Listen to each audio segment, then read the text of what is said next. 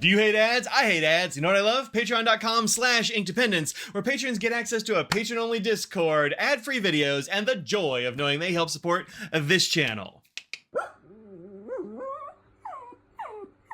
Hello folks, welcome to Inkdependence. I'm Mike, and today I've got an ink for you that comes in a box like this. This is from Papier Plume down in New Orleans, and they sent this out for me to show to you before it comes out at the Dallas Pen Show this weekend. So if you're going to the Dallas Pen Show, pick yourself up a bottle of this ink. It's gonna be real cool.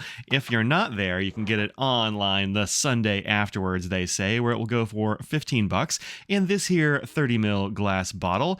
You can see we have a wax sealed cap here. They dip the thing in there and they seal it. Pretty nice stuff. It's got a copper wax going on there, and inside here, although it's fallen back into solution, you can't really see it, is a copper shimmer, which is very cool. So you have this watery ink called Water Gardens for the water gardens in Dallas and Fort Worth. They have built like new ones apparently in Dallas that are really cool wetlandsy things.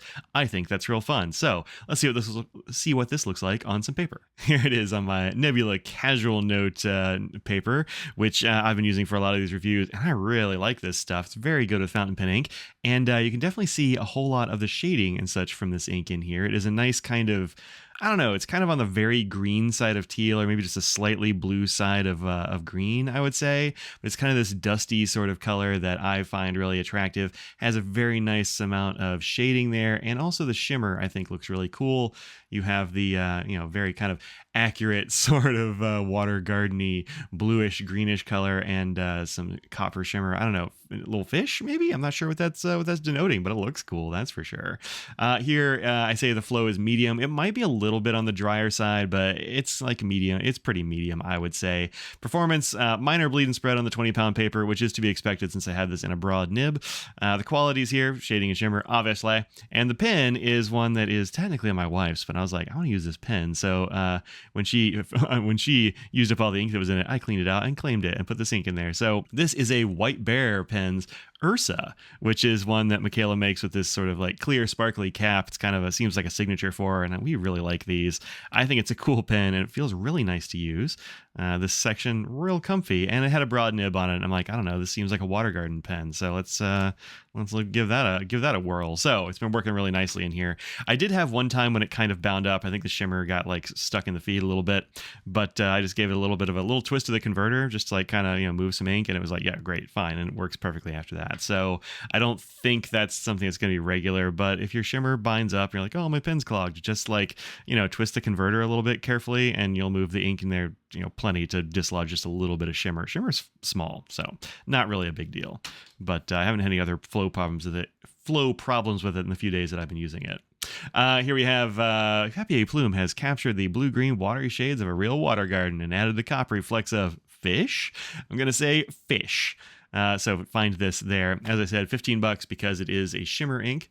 Let's go ahead and do our water drop test, look at it on a couple of papers, and then we'll be getting out of here. So see how Water Garden does with water bottle.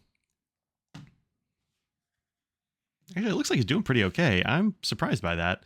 I figured it would immediately come off. That's interesting. Interesting. Go ahead and mop this up a little bit. It did okay. Interesting. There's definitely some green that came up, and you can see a lot of it's gone now, but there is sort of a base layer that stuck around. That's neat. Huh. Interesting. So yeah, I think you'd be able to make out your writing, although it'd be pretty faint in some areas for sure.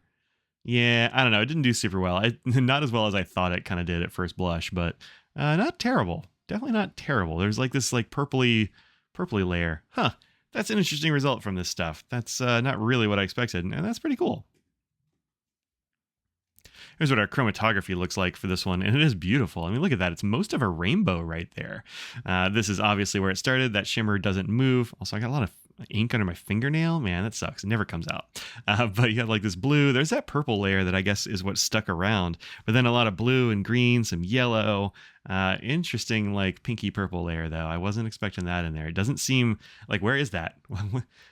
What's that doing? Where is that here? I don't know. That's very strange, but looks cool on the chromatography for sure.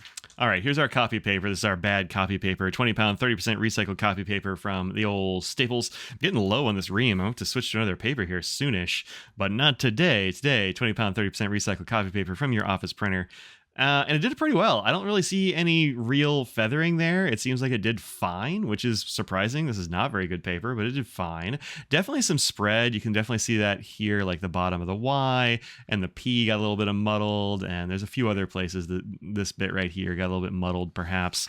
But not much bleed on the back. In fact, it did the best of all these three here. That's a Sailor, and that's a Colorverse. This Papier Plume is kind of right in the middle. All of these are really broad nibs, but this is doing pretty well, actually. I think in finer nibs, this would be totally fine. So yeah, that's pretty darn good. All right, here we have our currently inked Inky Fingers notebook. This is a wheat straw paper. It's kind of like sugarcane. You can't really find wheat straw paper anymore. And you can see here, it's kind of fainter than it is here, and that's because I had this like little like shimmer dam is what I call them. A little shimmer gets in the feed and just kind of like doesn't want to move. So I was getting less ink coming out and it's starting to feel dry. I'm like, oh, that's weird. So I moved the converter and then wrote broad and did this little scribble down here and wrote the date. So these two I did first and then I came back for those. I don't know why. Sometimes I do things out of order. I don't know, I'm a weird guy. But I think it looks especially good when you've got more ink on the page, for sure. A little pale, but it was actually okay then too. And then here it is on some Tomoe River. This is a Galen Leather Co. everyday book. This is the original recipe Tomoe River, and it looks really awesome on here. You get some of that. There's that pink. There's that pink that's been hiding this whole time. It's in there, right there. And then also in some of these letters. Oh, wow. When you put this on really good paper like this stuff, you get, getting those pink tones. That's pretty cool. Pretty cool. All right, let's look at a whole bunch of comparisons. All right, I warned you there were going to be a lot of comparisons, and that's because I really went through like several different categories here to find stuff. So here it is on our Colodex card, where it looks beautiful, really nice there from our dip pens and that sort of thing. Looking good. I like those. That's from a glass pen with the heavier writing, and the finer writing is from one of the Pilot Amairo dip pens, and I think it worked just fine from both. Although obviously it was happier with this one. I don't know if it wanted to stick to the metal one very well. I think I had to redip that a bunch of times. It just didn't want to stick to it, I think. All right, so I went through some of my weird. I think this was in the weird category. This is dominant industry, Soleil Couché Entretemps, which is a really weird color. And I pulled it out because it's got some of the same like weird tones that you find in Water Garden. Like you get some of this like pink and green shading and light stuff. This is obviously a few shades duskier. It's got the sunset situation going on as opposed to a Water Garden, but still watery and kind of weird. Then I went to the shimmer section and I found Ferris Wheel Press. I can't even read that. Tumultuous Tides. On here, it's like, it's so shiny. I couldn't really read it until I tilted it. It says Tumultuous Tides, which is definitely bluer than Water Gardens. Water Gardens, I don't have anything that's an exact match, I don't think, but I guess some that are close. So we have this one, which is definitely more greenish. Bluish, more bluish. And then we have this one from Dominant Industry, also Dominant Industry, interesting, called Atlantis Pearl. And I think this is pretty darn close. It's a little bit lighter, I think, than Water Gardens, but it's definitely got those same kind of green tones and that sort of thing. But they went for like a bright blue shimmer in there instead of the copper. So that's pretty cool. Those are the only shimmery green ones that I had that were even close there. Then from the sort of turquoisey section of the Inko decks, I grabbed Diachimenta's Mint Turquoise, which is fairly close, but definitely more green. And then Organic Studio L. Frank Balm, which I think is actually very close. That's a pretty decent match, actually. It's not quite the same, but it's definitely got a lot of the same stuff going on, so that's interesting. And I don't know if this is made anymore. This was from an Anderson pen sample way back in the day. Let's see what else we've got here. We've got Papier Plume's Carolina in My Mind, which is definitely a few shades darker there.